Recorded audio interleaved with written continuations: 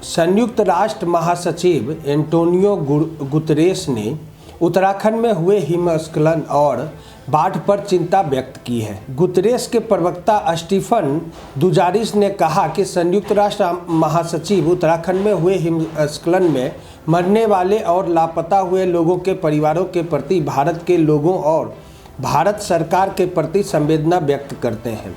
साथ ही उन्होंने कहा कि आवश्यकता पड़ने पर राहत और बचाव कार्य के लिए किए जा रहे प्रयासों में मदद के लिए तैयार है। इसके अलावा विश्व के अन्य देशों ने भी इस घटना पर संवेदना व्यक्त की है। नेपाल के विदेश मंत्रालय की ओर से भी हिमस्खलन की घटना पर संवेदना व्यक्त की गई है। पाकिस्तान के विदेश मंत्रालय की ओर से भी हिमस्खलन की घटना पर पीड़ितों के परिवारों के प्रति संवेदना जताई गई है। इसके अलावा भूटान के प्रधानमंत्री लोटे शेरिंग ने भी घटना पर संवेदना जताते हुए मरने वालों की आत्मा की शांति के लिए प्रार्थना करते हुए इस आपदा के प्रभावित हुए लोगों के साहस देने की दुआ मांगी है। उल्लेखनीय है कि रविवार को उत्तराखंड के चमोली जिले के तपोवन रेनी इलाके में हिमस्खलन होने के कारण धेली गंगा और अलकनंदा नदी के तेज बहाव के कारण बाढ़ आ गई है। बाढ़ में बहुत सारे घर नष्ट हो गए हैं और पास में ऋषि गंगा विद्युत परियोजना भी प्रभावित हुई है। अब तक 15 लोगों को बचाया जा चुका है और 14 शव बरामद हुए हैं। उत्तराखंड के चमोली जिले के रैनी गांव में रविवार को ग्लेशियर टूटने के आपदा के बाद यह तबाही मची थी। बचाव दल ने अब तक लगभग 14 लोगों का शव बरामद कर लिया है और 15 लोगों को जिंदगी दी है। तपोवन के टनल में आज सुबह बचाव दल ने जेसीबी उतारकर और बचाव कार्य तेज कर दिए हैं।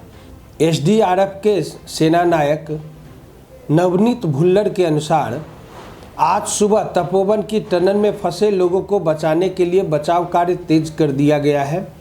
टनल में जेसीबी मशीन उतार दी गई है जो टनल के अंदर ब्लॉक हुए रास्ते को खोलने का काम कर रही है।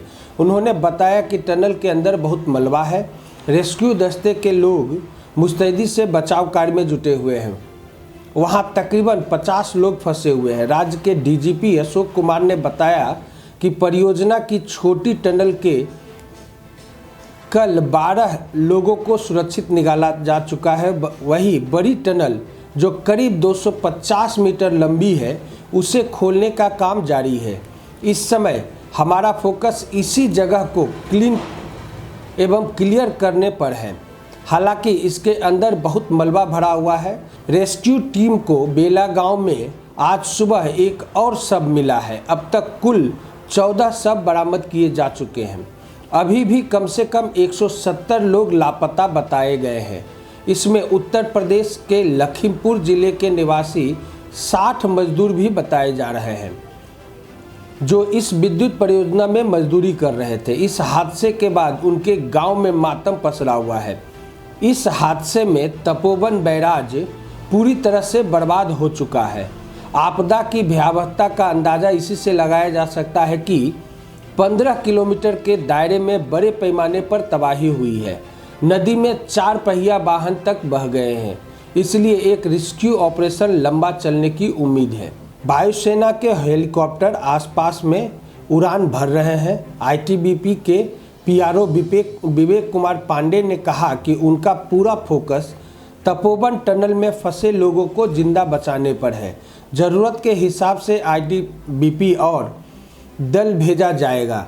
राज्य आपदा प्रबंधन केंद्र में 170 लोगों के लापता होने की बात कही है।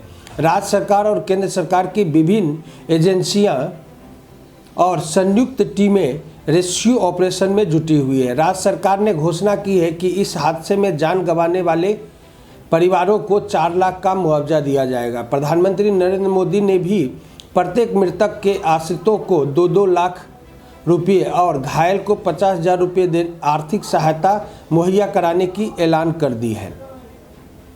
आज के लिए इतना ही। आप हमारे फेसबुक और यूट्यूब चैनल को यूं ही लाइक और सब्सक्राइब करते रहें। नमस्कार।